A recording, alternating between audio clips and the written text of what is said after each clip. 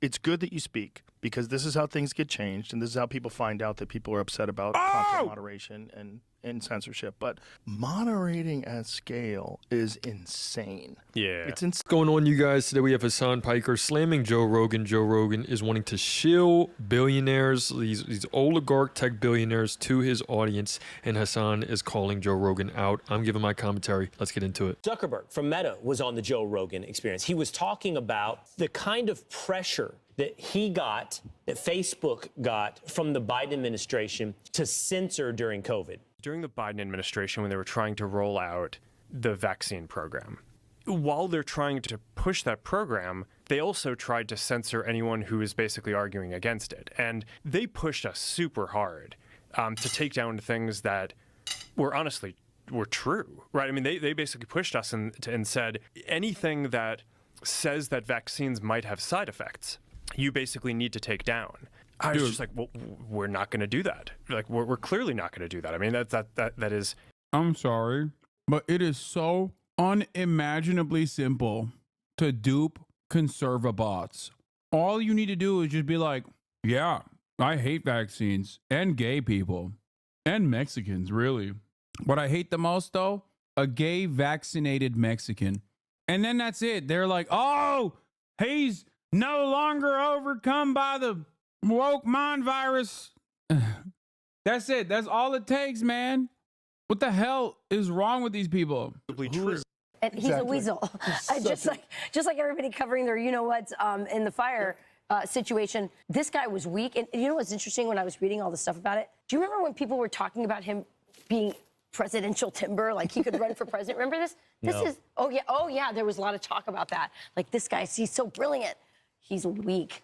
And it's only now that all the tide has turned that he feels safe to say what he cooperated with the government to do, which was to censor you and stifle your First American right. And he's crying like a little baby on a podcast because he got cursed at by somebody in the administration. Oh, my staff got yelled at, and you didn't stand up for them. I think it's awesome that these guys still are saying we don't trust them, though, which is also weird because it's like who's this for them? He's doing all this for you, and you still don't trust them? Okay. I like it. I'll take it. Yeah, Fox News staring right into the soul of like the 7-year-old boomer, whoever's watching it, saying, hey, they're trying to take your First Amendment away. By the way, hey, remember, we're all Christian Zionists here. Let's support Israel. And anyone who is wanting to speak up against that, they just hate God. They hate Jesus, So let's, they can't even say one word about anything against Israel because remember who pays us. Oh, wait, no. Remember what's right. Remember what would Jesus do in this situation? You know what? He would definitely, it's just the same bullshit. No, I think you're 100% right. He's weak, and he's he's now bending to the new direction of the wind, which, by the way, also includes Meta, Facebook's parent company, doing away with a lot of DEI stuff. They've taken tampons out of the men's restroom at Meta, and they're doing away with What will we do? They're doing away with some DEI. This is a memo leaked from Meta. On hiring, we will continue to source candidates from different backgrounds, but we will stop using the diverse slate approach. The practice has always been subject to public debate and is currently being challenged. So they're doing away with DEI initiatives. It's also not just for employees. Like you think DEI, they're DEI to hire someone, but they were also favoring contractors who were of diverse. So it's much bigger than you think. And they're saying we're going to start sourcing from any American who has the best price and the best deal, as opposed to. That's amazing. They're just like racism purists. You're not doing enough symbolic racism for me. You need to show me you really mean it. Go and fire all of your trans employees right now, or else I don't believe you. We put in place the system, and it just sort of veered from there. I think to some degree, it's because some of the people whose job is to do fact checking, a lot of their industry is focused on political fact checking, so they just kind of veered in that direction, and we kept on trying to basically get it to be what we had originally intended, which is just the point isn't to judge people's opinions. It's to provide this layer to kind of help fact check some of the stuff that seems the most extreme, but it was just never accepted by people broadly. I think people just felt like the fact checkers were too biased. I kind of think after having gone through that whole exercise, I don't know, it's something out of 1984, one of these books where it's just he like said it really is a slippery slope. And it just got to a point where it's just, okay, this is destroying so much trust, especially in the United States, to have. Right, and this is just a giant brain fuck. Like, it's just one huge psyop saying, oh, it's the different minorities taking your jobs. It's the LGBTQ taking your job. It's all of these people taking your jobs. In reality, you have Microsoft that just laid off 9,000 employees and then immediately went to, do H-1B visas for, I think it was 1,200 employees that could go and take their jobs. This is exactly what's going on. You can find someone right now, I think there was on Twitter, it was an Indian guy. He was hired for, I think, like 10 different jobs in the like Silicon Valley in the IT industry. And it's like, this is what's happening, is that they're blaming it, doing a misdirection, saying, oh, it's all this DEI woke stuff that's going on, so that they can, just turn all of the, I guess it would be the like Anglo-Saxon, the Caucasian people against the minorities. And then they're the ones, that's corporations that are literally the ones that are like backstabbing all their main employees. And it is nothing but misdirection at this point. This program, the Supreme Court has this clear precedent that's like, all right, you can't yell fire in a crowded theater. There are times when, if there's an emergency, your ability to speak can temporarily Is this a be rapper? curtailed Yeah. in order to. Yeah, it's a rapper. His name is Jack Harlow, but he's like fallen on bad times. He used to be cool. Good friends with Drewski initially, but now he just like does this weird stuff. I don't know. He is of Dominican descent, as you can clearly tell. I'm gonna tell my nephew this is Zucklemore. Nah, it's Lil Dicky. Lil Zucky. Justin Timberpool. Yeah, he's a musician, dude. Yeah, Lil Zucky.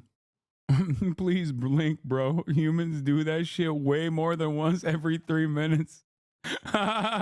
Yeah, he's trying his very best to be human. And like getting hit with a Dominican ray did help tremendously, in my opinion.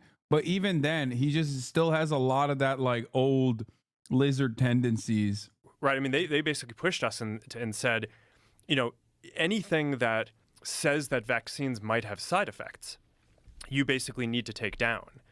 And I was just like, well, we're not going to do that. Like, we're clearly not going to do that. I mean, that is kind of inarguably true. Who is they? Who's telling you to take down things that it was that talk about vaccine side effects? Who controlled the media, Joe? I'll have you know. I didn't think it was the case, but yeah, Jews. They do the vaccines and the media. They do it both. It's wild. I'm Jewish. I didn't know. He's like, I'm so desperate. Joe, please. Please, Joe. Holocaust denial is A-okay on my platform now. Please forget that I'm an evil billionaire. He's about to say, Mark is one of the good ones. He's like, yeah, they do have a cabal, but Mark, as you can see, is one of the good ones. I mean, he hates COVID. He hates COVID. He said it. He loves ivermectin. He's going to eat this ivermectin paste right now to show fealty.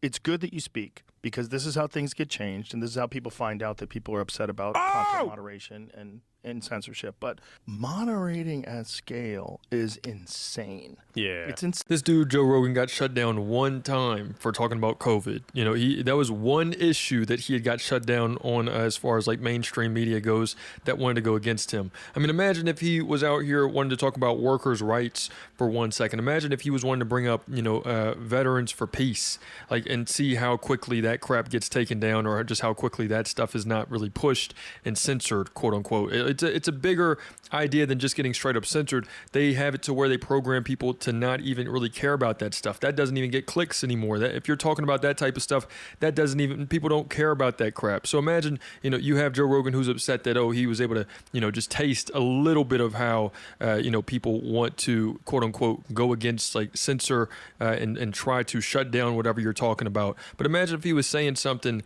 that most of these other, progressive leaders today are talking about, and consistently get, hate pieces thrown on them. They smear campaigns, all of the such. Insane. Yeah. What we were talking the other day about the number of videos that go up every hour on YouTube, and it's bananas. It's bananas. It's like, to try to get a human being that is reasonable, logical, and objective, that's going to analyze every video, it's virtually impossible. It's not possible. So you got to use a bunch of tools, You're going to get a bunch of things wrong, Yeah. and then you have also people reporting things. And how much is that going to affect things? You could have mass reporting because you have bad actors. You have some corporation that decides we're going to attack this video because it's bad for us to get it taken down. There's so much going on. I want to put that in people's heads before we go on. Yeah, his job is really understand hard. the kind of numbers that we're talking about here. Yeah, moderation at that scale is really difficult, which is why it's awesome that he stopped doing it altogether as a cost-cutting operation. Zuck went from Reddit mod energy to Big Brother energy. No, he went. He's just a BJJ guy now. That's it. He's Mr. BJJ now. And in that process of becoming Mr. BJJ, he, I think he got hit in the head a bunch. I don't know. And basically, it just got to this point where we were like, no, we're not gonna take down things that are true. That's ridiculous. They want us to take down this meme of Leonardo DiCaprio looking at a TV talking about how 10 years from now or something, you're going to see an ad that says, okay, if you took a COVID vaccine, you're eligible for, for this kind of payment, like this sort of like class action lawsuit type meme. And they're like, no, you have to take that down.